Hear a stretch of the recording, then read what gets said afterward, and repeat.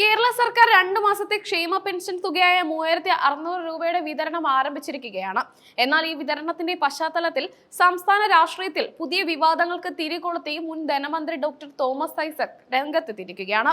ക്ഷേമ പെൻഷൻ തുകയിൽ ഗുണഭോക്താക്കൾക്ക് കുറവ് അനുഭവപ്പെടുന്നുണ്ടെങ്കിൽ അതിന് ഉത്തരവാദികൾ ബിജെപിയും കേന്ദ്ര സർക്കാരുമാണെന്ന അതിരൂക്ഷമായ വിമർശനമാണ് അദ്ദേഹം ഉന്നയിച്ചിരിക്കുന്നത്.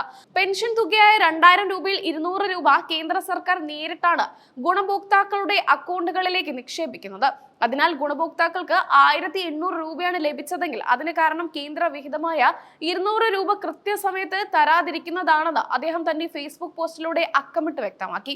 പെൻഷൻ വിതരണത്തിലെ കാലതാമസത്തെ രാഷ്ട്രീയവൽക്കരിക്കാനുള്ള ബിജെപി ശ്രമങ്ങൾക്കുള്ള ശക്തമായ മറുപടിയാണ് ഐസക്കിന്റെ ഈ പ്രതികരണം വിലയിരുത്തപ്പെടുന്നത്. തോമസ് ഐസക് തന്റെ ഫേസ്ബുക്ക് പോസ്റ്റിൽ കേരളത്തിലെ ക്ഷേമ പെൻഷൻ പദ്ധതിയുടെ വ്യാപ്തിയെയും ചരിത്രപരമായ പ്രാധാന്യത്തെയും ഊന്നി പറഞ്ഞുകൊണ്ടാണ് വിമർശനം ഉയർത്തുന്നത്. ഇന്ത്യ രാജ്യത്ത് ക്ഷേമ പെൻഷനുകൾക്കായി ഏറ്റവും വലിയ ബഡ്ജറ്റ് ചെലവ് വഹിക്കുന്നത് കേരള സംസ്ഥാനമാണ്. ഇത് കേരളത്തിന്റെ സാമൂഹ്യ സുരക്ഷാ കാഴ്ചപ്പാടിന്റെ ആഴമാണ് വെളിവാക്കുന്നതെന്ന് അദ്ദേഹം അഭിപ്രായപ്പെട്ടു.